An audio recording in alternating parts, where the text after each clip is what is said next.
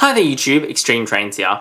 So, at the start of this year, around about February, gosh, time flies, my brother actually went to Japan for a holiday/skiing trip. And, despite me making literally no requests or comments, he actually picked me up this model here from TOMY, which is one of their Plarail engines. So, exciting in this review, we're going to be taking a look at something from one of our favourite brands, but not Thomas themed, but thankfully, with still plenty of links to our favourite blue train. So, what are we waiting for? Let's take a look.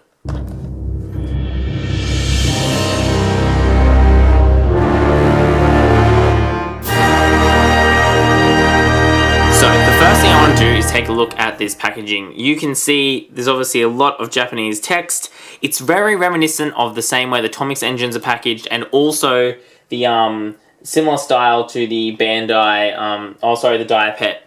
Bandai also, I suppose, but the Diapet engines. You've got lots of big colours, bright, infomercial kind of things.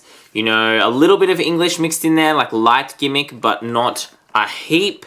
And then you've got the instructions on the back of the box, a whole bunch of Japanese text, which I have no idea what it says.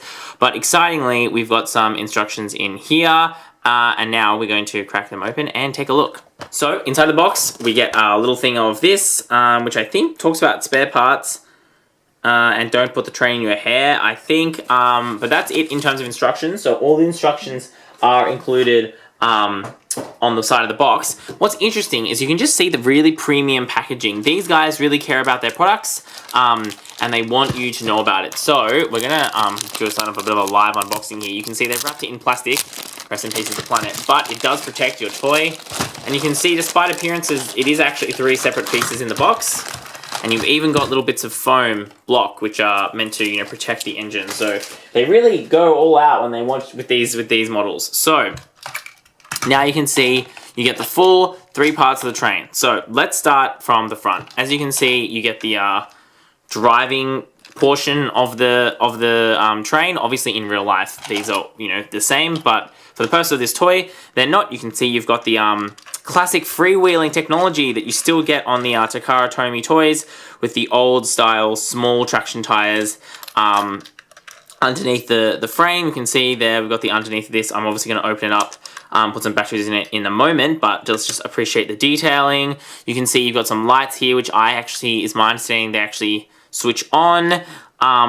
You've got the switch on top, which has 3 modes. You've got just the normal speed. If it wants to come to focus, come on, you can do it. This camera is really not liking me at the moment.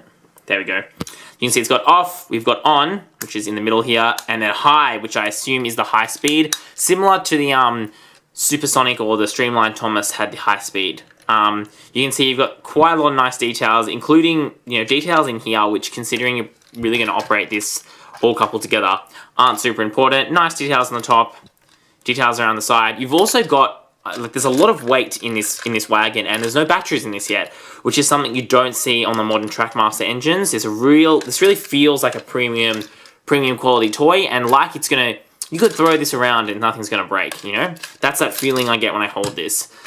These 2 coaches, or well, wagons, or trailers, I'm not sure what you call them in this scale, still a bit loved, obviously a lot lighter. You can see they're hollow in the same way that the old Thomas rolling stock was hollow, but they still feel more premium and a lot more durable and sturdy than the Trackmaster 2 rolling stock. There really isn't, I am trying to manipulate this and nothing is even creaking, which is really, really good to see. You've got the classic old style coupling. You've got the TOMY writing there on the bottom, made in Vietnam. This, again, Carriage is really nicely detailed. I really like all the details they put into the pantograph section here. I think that's really cool, and really just makes this carriage a bit more special than just like a boring intermediary carriage. Alright, so take 2 at looking at the driving carriage. I went off and started talking about things I didn't understand. Classic. It's nice that you get the red lights here, which show you the end of the carriage. It's not going to be going forwards from this direction, because that's not how these trains work. But otherwise, it's pretty much the same detailing as the motored carriage. The top is slightly different, but the sides are very, very similar, if not the same. And interestingly, something which I only just noticed, they are on one side, you can see that there's the smooth detailing, and on the other side, you have all these exhaust fans, and that's actually the same on both, which is quite interesting, and a level of detail which they probably really didn't need to go to. So, that is what they all look like separately. If you kind of couple them up, I'm not going to be able to get it all in one shot, but I will try. You can see when you couple them up, you know, you get something that looks a bit like this. Obviously, you know, the train's a lot shorter than it should be. There will never just be 3 carriages in real life. And again, I think, you know, the one downfall of the system is obviously that you get these really big gaps between the couplings. So there's a lot of free space here, which breaks the illusion of this streamlined speed train just a little bit. But I think, really, when you're looking at it, it's quite a nice model, and it's importantly, it's instantly recognizable that this is a Japanese bullet train. So I think that is really, really nice. So I'm going to whack some batteries in this one, and then we're going to have a bit of a play. Alright, so as you can see, I've come out into the highly specialized testing location known as my kitchen, because I don't have enough space to run these guys around in my review table. Let's take a look first at what this is like with some batteries in it. So I put some batteries in. This, quite excitingly, uses the classic single AA, so you're not paying for expensive batteries and you only have to pay for one of them, which I think is great. So let's put it on first setting of speed. You can see there's the lights here now. They're not the brightest things I've ever seen, but I think, you know, they do the job for what they are. And you can see we've got speed 1, and that is apparently speed 2. I didn't notice a big difference there. But the one thing I want to highlight is just take a listen. It's really quiet, especially compared to the old TOMY Trackmaster engines or the Blue Track engines, quite loud. One of the reasons people were like, wow, these are so nice, is they're so quiet. But let's take a listen to Thomas. So this Thomas is the Snowy Rails Thomas, which you can see.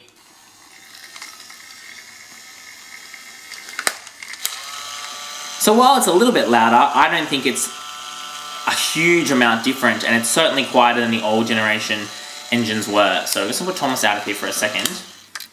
Now let's have a look and see how fast this engine can really go. So here we go, we've got this set up just here. Let's try speed 1.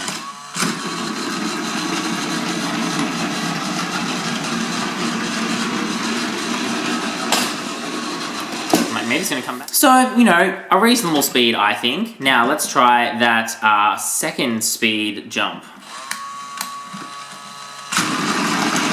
Oh, yeah, okay. That is definitely faster.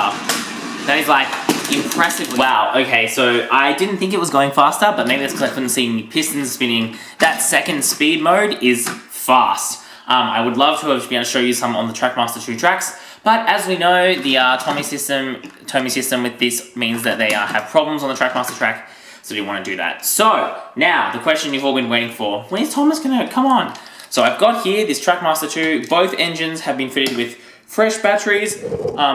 Full disclosure, this one is using Duracell, and this one is using like the Coles or the Woolworths no-name brand, so maybe it's not a fair fight, I don't know. I really don't think it matters too much. The point I want to demonstrate here is just some of the stuff they talk about with Trackmaster and Trackmaster 2 versus the original version. So now we're going to take a look at first on the low speed, how fast these engines are in comparison to each other.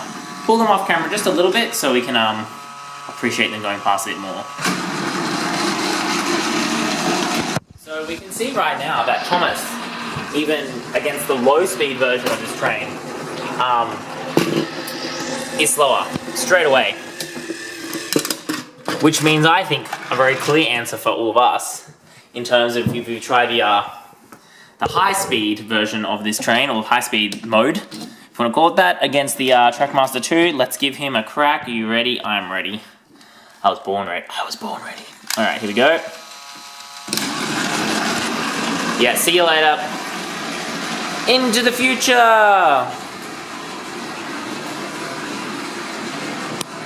Yeah. And there's just Thomas, just, you know. Bye. So, I think those trials are pretty conclusive. But what exactly did they conclude? Well, what it shows us is that Takara Tomy is still pumping out very excellent, very high quality toys that can actually outpace everything that Mattel gives us, even though Mattel's reason for ditching that style and design in the first place was they were meant to be faster and stronger and more realistic. Interesting. Okay, sure. Granted, this is a more expensive toy. Looking around online, obviously I didn't buy it and my brother doesn't remember how much it was. And it was in a foreign currency because you can't buy these in Australia. It looks to be about 25 to 30 Australian dollars before you include, obviously, shipping if you wanted to get it here. Which is a little bit more than what you would pay for kind of an engine and 2 carriages equivalent in Thomas Trackmaster. They're about $20, $25, the Greatest Moments kind of packs. But you get a whole lot more train. You get something which has, you know, 2 speed modes, you get a light, and you get 2 far more detailed and larger carriages than you get from Trackmaster 2 these days. So I think you do get more for your money, and in that case, I would say it seems like it's pretty worth it. So, what are my final thoughts then? This is a really nice toy, and it's, again, you know, TOMY knows how to make good toys, and they continue to make good toys. Why Mattel doesn't think that consumers in not Japan don't want nice high quality toys is totally beyond me, but apparently they do, so okay. I really like the fact that this has got those 2 speed modes. I like the fact that this uses only 1 standard AA battery. That's really nice. Just a lot about this makes sense. I think obviously from a realism perspective, it's obviously way too short, and also these gaps are a bit disappointing, but I don't think you would pick one of these up if you really wanted a realistic railway. I think it would fit perfectly into, you know, a modern Plarail system, which I know that Takara still produces, and I think, you know, one of these engines could definitely make a lot of sense on your Thomas and Friends Railway, especially given the age of Big World Big Adventures, if only it wasn't for the fact that the track is not compatible.